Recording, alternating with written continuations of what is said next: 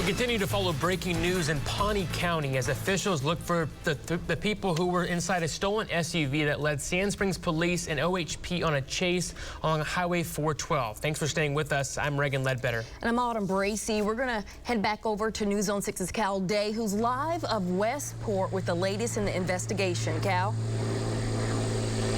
Well, Autumn and Reagan, this is the site of where that chase eventually came to an end. You'll take a look right now and see down this valley here, just off the road, towards the lake is where the driver of that car drove down there, and those 3 passengers, Sand Springs Police tell us 2 men and 1 female, bailed out of that car and then have gone off into the woods. They're looking for those people right now, but that car down there, Sand Springs Police tell us they did find ammunition inside. Of course, Sand Springs Police tell us this all started after a person inside of that car stole something from a Tractor Supply store in Sand Springs.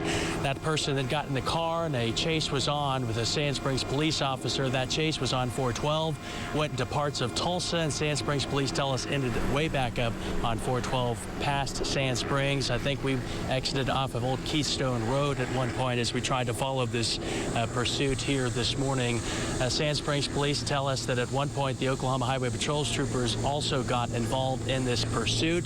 OHP performed what they call a TVI, a tactical vehicle intervention, and that is when they tried to take that car off the road. Once they did that, they say that the car kept going, and that's when a Sand Springs police officer fired at that car. Sand Springs Police say that officer was in fear for his life. That car went the wrong way on Highway 412 and eventually exited off of one of the side roads and ended up at where we are now.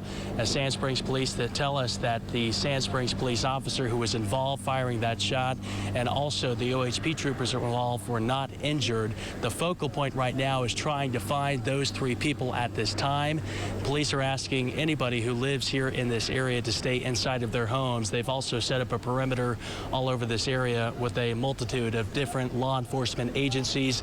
That includes Sand Springs and OHP, also Manford Police, who's out here with a drone and a K9, also the Osage and Pawnee County Sheriff's Office. All of those agencies out here in full force looking for those 3 people who are at large right now.